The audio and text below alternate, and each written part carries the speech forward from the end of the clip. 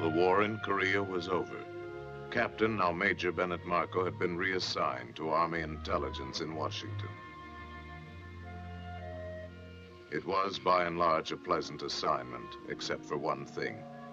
Night after night, the Major was plagued by the same reoccurring nightmare.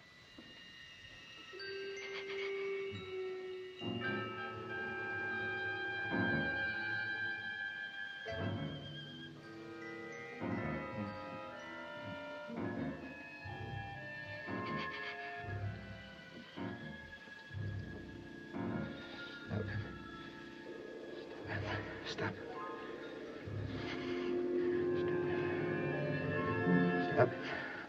Another modern discovery, which we owe to the hydrangea, concerns the influence of air drainage upon plant climate. Many years ago, when I was traveling about the country, I noticed magnificent hydrangeas on the hills, where the air drainage was perfect, and very poor specimens, or perhaps none at all, in the valleys. Formerly, we used to consider sheltered valleys more favorable to plants than hilltops. But the avoidance of late spring and early autumn frost enjoyed by sites with good air drainage, where the cold air can drain safely away to lower levels, gives the hills a decided advantage.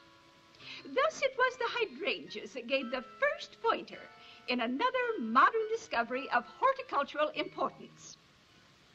From this, it might appear that the hydrangea is a fairly simple plant, but there are more complications. The cultivation of hydrangeas was evolved from a number of varieties originally found in Japan, not all of which, of course, have the same characteristics. Two of them do not share the quality of producing blue flowers in mineral-rich soils.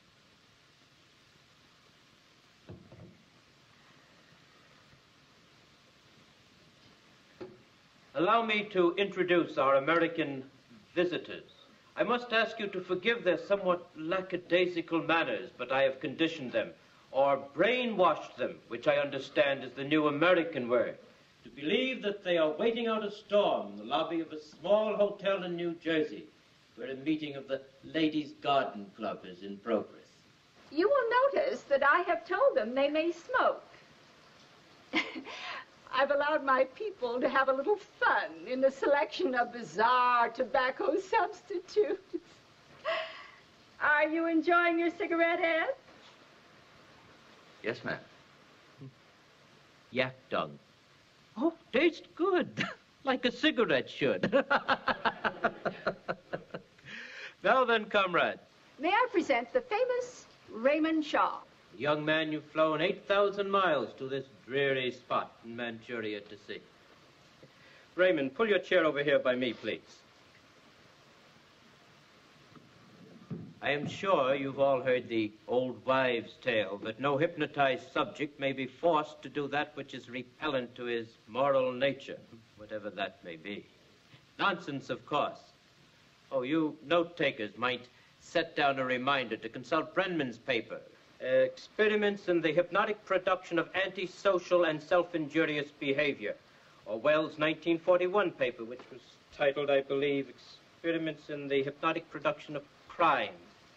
Or, of course, Andrew Salter's remarkable book, Conditioned Reflex Therapy, to name only three. Or if it offends you that only the West is working to manufacture more crime and better criminals. Against the modern shortages, I suggest Krasnogorsky's Primary Violence Motivation, or Surav's The Unilateral Suggestion to Self-Destruction. My dear Jan, as you grow older, you grow more long-winded. And we get to the point, has the man ever killed anyone? Or has enough? I apologize, my dear Dmitri. I keep forgetting that you're a young country and your attention span is limited. Tell me, Raymond, have you ever killed anyone? No, ma'am. Not even in combat? In combat? Yes, ma'am, I think so. Of course you have, Raymond. Raymond has been a crack shot since childhood. Marvelous outlet for his aggressions. May I have the bayonet, please? Not with the knife, With the hands. With the hands? Here, have him use this. Ah, da, da.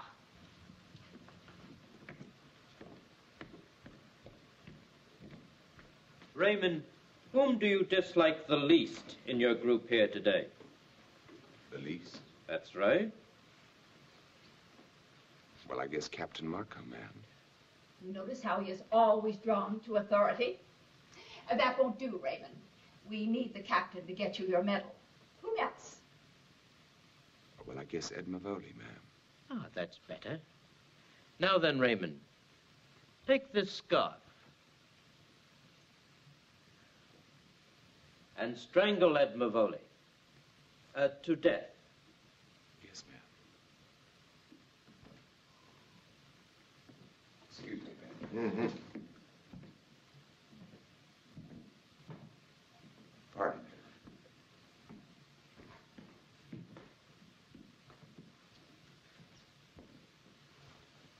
Hey, Sarge, cut it up. What? Quiet, Ed, please. Now you just sit there quietly and cooperate. Yes, ma'am.